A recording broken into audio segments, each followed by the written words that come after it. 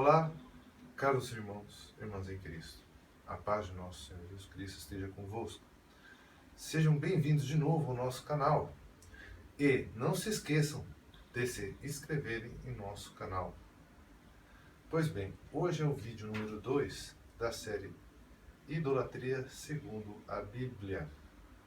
Hoje nós iremos ler e meditar sobre duas passagens que deixam bem claro como é que se manifesta o pecado da idolatria através do objeto de imagem de escultura. Né? O que envolve, né, esse sentimento idolátrico, esse pecado idolátrico, quando ele tem como cenário uma imagem de escultura. Né? Como ele se manifesta, quais são os requisitos, né, para que isso ocorra. Né? Mas nessa aula vamos dar exemplos disso. Né? Dois exemplos bem claros. Vejamos então. O primeiro é Atos dos Apóstolos, capítulo 17, versículos 16, ponto. Né? Pula, versículo 22 ao 25.29, versículo. Né? Ou seja, capítulo 17, versículo 16, depois do 22 ao 29.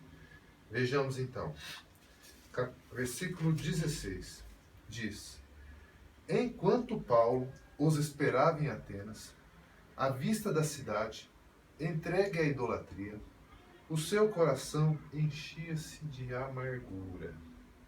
Ele viu Atenas, e Atenas estava cheia daquelas estátuas consagradas a deuses egípcios, né, e tudo mais. Egípcios não, gregos. Né? Aí, pulando para o versículo 22, quando Paulo começa a pregar no Areópago, né, para os gregos, ele diz assim, ainda em Atos 17, tá? Versículo 22.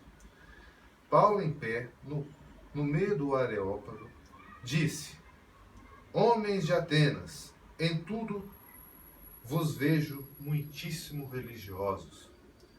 Percorrendo a cidade e considerando os monumentos de vosso culto, encontrei também um altar com esta inscrição: a um Deus desconhecido. O que adorais sem conhecer, eu vou-lo anuncio. Aí, que interessante esse versículo 23. Ele está falando o seguinte: Paulo, lá no versículo 16, vocês viram que ele viu a cidade entregue à idolatria, ou seja, várias imagens dedicadas a falsos deuses, no quais as próprias imagens são Deus. Eles acreditam que as próprias imagens são deuses. Né? A gente vai ver isso mais para frente. E aqui no versículo 23 ele fala: percorrendo a cidade e considerando os monumentos de vosso culto. Então, os monumentos aqui está como sinônimo de imagens de escultura. No caso aqui, imagens de escultura de idólatras, no qual a própria imagem é um deus, segundo o que eles consideravam. Agora, versículo 24. O Deus que fez o mundo e tudo o que nele há é o Senhor do céu e da terra, e não habita em templos feitos por mãos humanas. Esse versículo é muito distorcido, né, por muitas pessoas de diversas denominações, que eles falam assim, que a igreja não é um templo, que o templo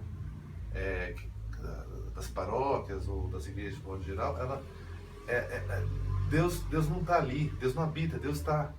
Ele é onipresente. Realmente, ele é onipresente, ninguém está contestando isso.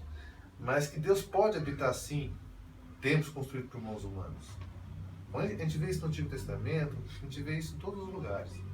A questão aqui, que quando ele fala assim, o Deus que fez o mundo e tudo que nele há, e o Senhor do céu e da terra, e não habita em templos feitos por mãos humanas, ele está querendo dizer o seguinte: que Deus é onisciente, está em todos os lugares, né? Que Deus não é uma imagem de escultura, ou seja, para ser contido por um templo. O que pode haver dentro de um templo, de uma igreja, é o quê? É uma representação em imagem de escultura de Deus, mas aquela imagem não é Deus. Nós católicos nunca falamos que o Cristo crucificado é Jesus Cristo, Jesus Cristo. Não, uma representação de Jesus crucificado. Entendeu? Então, o que ele está falando aqui é isso, ele está denunciando a crença errada, idólatra, de fazer uma imagem de um falso Deus e ainda achar que aquela imagem em si é um Deus. Como que pode? Um Deus que fica contido no espaço, a uma sala, a um teto de uma igreja e tudo mais. Deus não está contido. Deus pode estar também na igreja, como ele pode estar porque ele é onipresente. Por ser onipresente, ele está em todos os lugares. Está dentro da igreja, fora da igreja, mas também na igreja. É ilógico essa interpretação distorcida que algumas denominações fazem. Né? Falando que Deus não está em templo feito por mãos humanas. Então ele não é onipresente, então ele só está fora da igreja. Fora da igreja ele está, dentro da igreja ele não está. É ilógico. Então o que Paulo está fazendo aqui é uma denúncia. Que Deus não é imagem de escultura.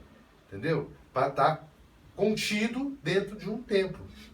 Porque ele está no templo, Deus verdadeiro, e fora do templo. Ele é onipresente em todos os lugares. Versículo 25. Nem é servido por mãos de homens, como se necessitasse de alguma coisa, porque é Ele quem dá a todos a vida, a respiração e todas as coisas. Ou seja, está reafirmando o que eu estou falando. Ele está denunciando que Deus não é uma imagem. Deus não é uma imagem. Deus pode até ser representado numa imagem, como veremos mais adiante. Ele pode até ser representado. Não tem problema nenhum.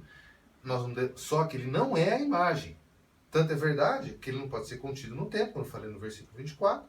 E agora, no versículo 25, fica muito claro que Deus não pode ser servido. O que ele está querendo dizer com Deus não pode ser servido? Por exemplo, quando você vê alguns cultos pagãos, eles fazem aquelas... E no Antigo Testamento você vê muito isso. Você vê aquelas imagens dos deuses falsos.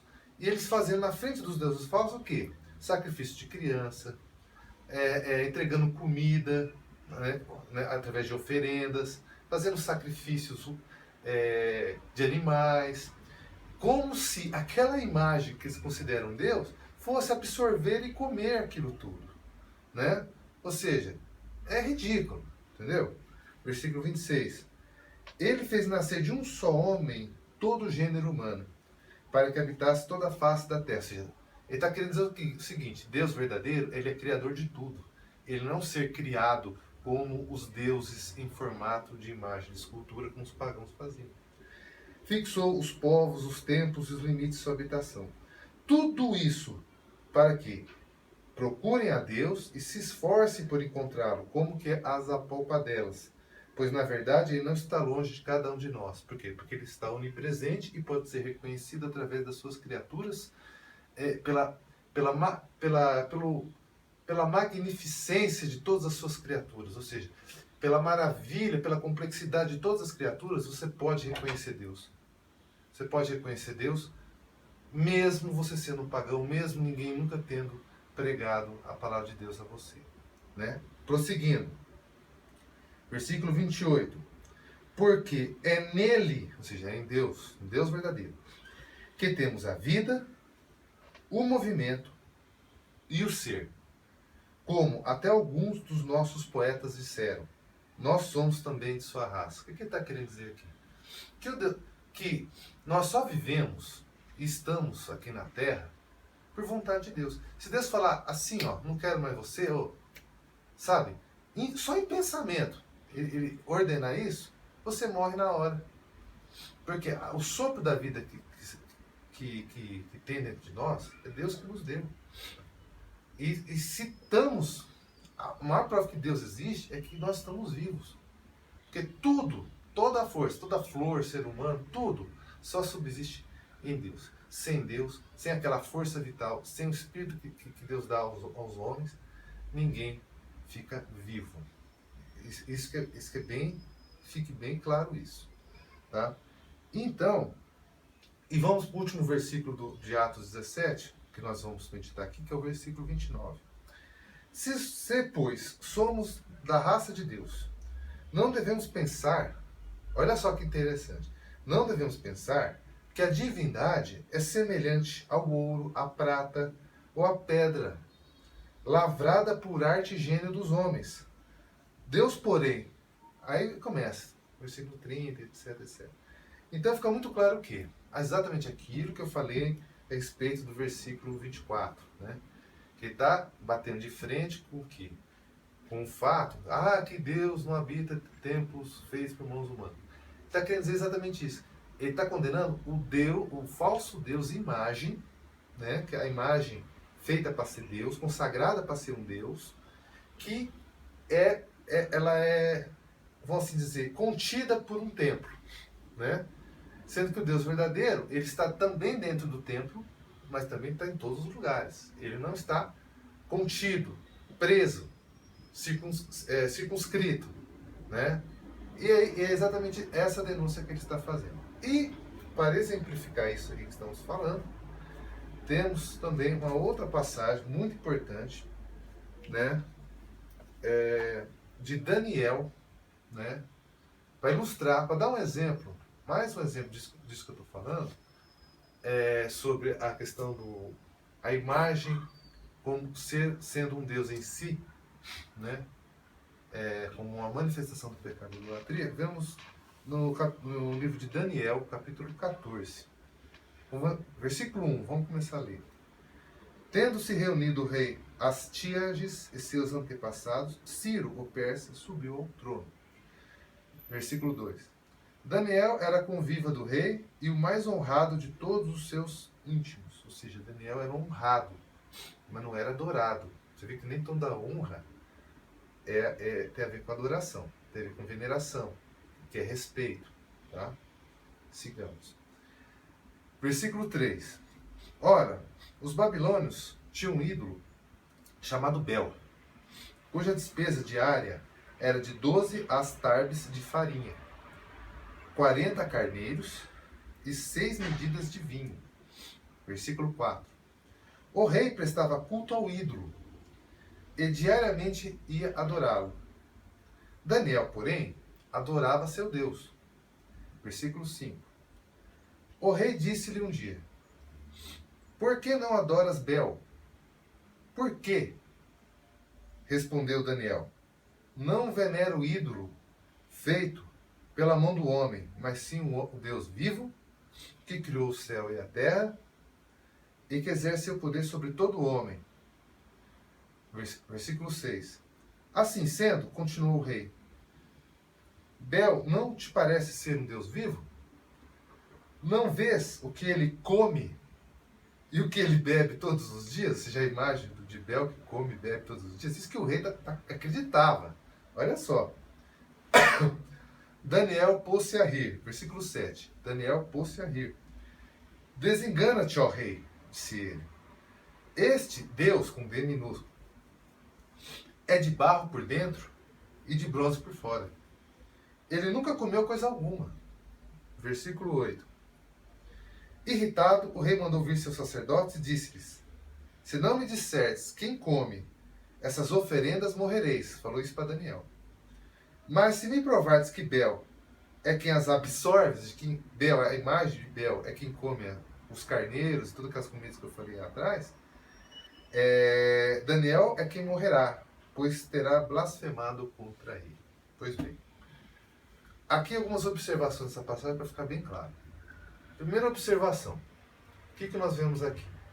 Primeiro, o rei idólatra, ele acredita que aquela estátua de Bel, aquele Deus inventado e falso, é a própria imagem. Ou seja, a própria imagem é uma divindade. Entendeu? E, além de ser uma divindade falsa, que é daquele tipo de divindade que fica contido em um local, preso em um local, que não é, ou seja, que não é onipresente, porque ela é a própria imagem, portanto, onde a imagem está, o Deus está. Onde a imagem não está, Deus não está. Né? Exemplificando, essa passagem é um exemplo de Atos 17 que eu acabei de falar. A segunda observação é que, como ele acha que aquela imagem é um Deus, ele acha que é um ser vivo, que come, que bebe, ou seja, uma imagem de bronze por dentro de barro, que come, que bebe. É um absurdo, mas o cara acreditava nisso. É um Deus falso, que é a imagem, e ainda que come e que bebe. Ou seja, tem alguma semelhança com as imagens dos nossos santos heróis da fé? Nenhuma, né? Tá bem claro. Tudo bem. E a terceira observação que a gente tem que fazer dessa passagem é o seguinte: as pessoas de outras denominações podem usar essa passagem para nos atacar, querendo dizer o seguinte: Aqui no versículo no versículo 5, né? Olha que interessante. No versículo 5 fala: o rei disse-lhe um dia: por que não adoras Bel? Por quê? Aí Daniel fala: por que? Respondeu Daniel: não venero o ídolo feito pela mão do homem, mas sim o Deus vivo que criou o céu e a terra e que exerce o poder sobre todo o homem. Aí, o que acontece? Aí a pessoa de outra denominação vai falar assim: você viu só? Veneração e adoração é a mesma coisa. Adoração e veneração é a mesma coisa. A própria Bíblia Católica está falando isso. Ou seja, o cara que tem essa percepção das coisas e fala esse tipo de coisa, mostra uma completa falta de discernimento e falta de conhecimento da Bíblia como um todo.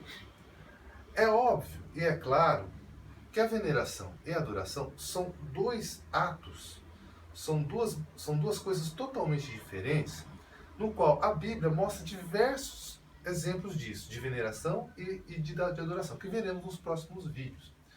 Agora, os dois atos são atos diferentes, veneração é uma coisa, adoração é outra. A limitação linguística, né, da lei, da língua, quer dizer, no qual o livro de Daniel foi escrito, ou seja, a língua no qual o livro de Daniel foi escrito não distinguia os vocábulos veneração e adoração. Usava os dois no mesmo sentido. No entanto, as duas manifestações são distintas. Mas como é que eu posso provar isso?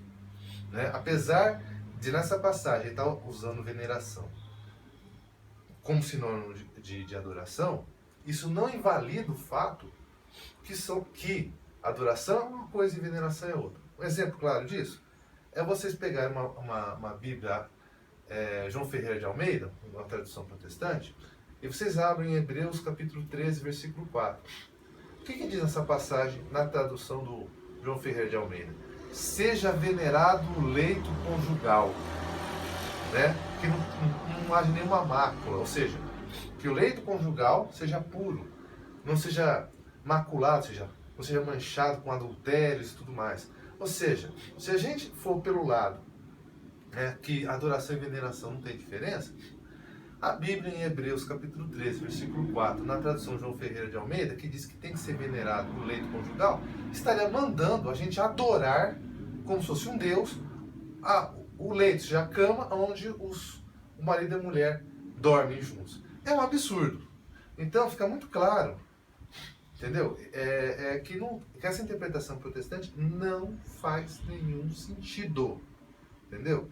Então, isso aqui é apenas o uso de veneração como adoração em Daniel 14, só demonstra o quê? A limitação da língua em que esse livro foi escrito. Ou seja, os poucos vocábulos, as poucas palavras que eles tinham. No entanto, as realidades são distintas, né? É muito claro isso. E veremos isso em diversas passagens da Bíblia, que veneração é uma coisa e adoração é outra. Então, por hoje é só e até mais.